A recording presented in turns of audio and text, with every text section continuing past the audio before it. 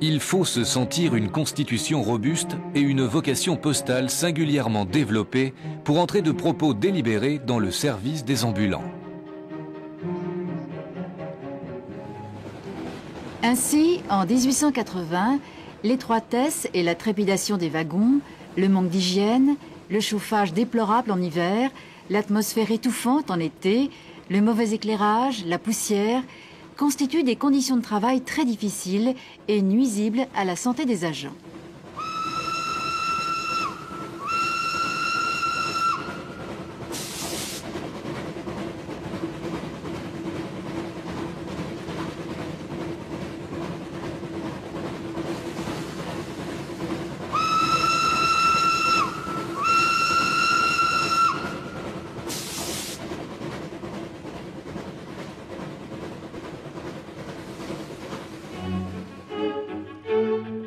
Le remplacement des wagons en bois par des wagons métalliques apporta une certaine amélioration, mais le travail des ambulants est toujours resté très dur.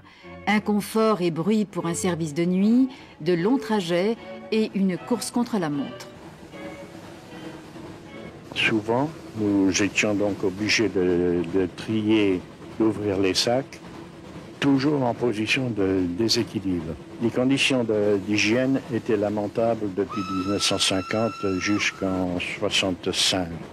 Le chauffage était pratiquement inexistant quand le wagon était en queue. La vapeur ne passait pas. C'est bruyant. Une voiture métallique, elle est bruyante. Hein. C'est pas le confort des premières classes. Le sol, c'est pareil, c'est du ciment magnésien. Il n'y avait pas de... C'était pas feutré. Ça résonne. C'est aussi froid que chaud. Ça, les conditions de travail dans un wagon sont dures. De plus, il y a la poussière.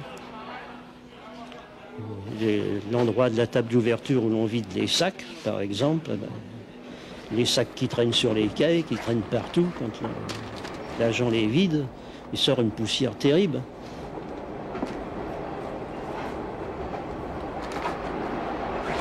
C'est la première nomination que l'on a eue et puis on y a fait carrière. Oui, bien sûr, pour qu'on y est resté, c'est la qualité du service peut-être. Le service qui veut ça, on a un esprit, il y a un esprit d'équipe qui se dégage. Pourquoi changer quand on est bien? 660.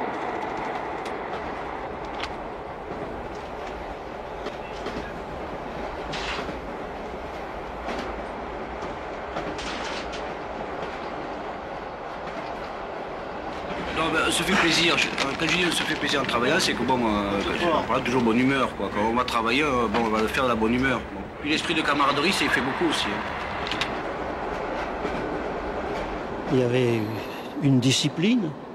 Le travail, il fallait qu'il soit absolument fait.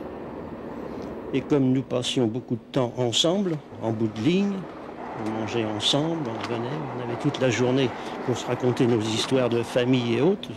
Il y avait une très grande camaraderie et une entraide.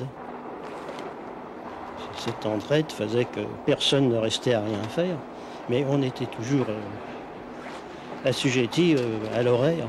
Ça, le train, hein, c'est à la minute, il fallait que ça soit terminé pour telle gare. J'en regrette la vie d'ambulant, parce que c'est une vie de famille, c'est une vie de camaraderie. C'est agréable.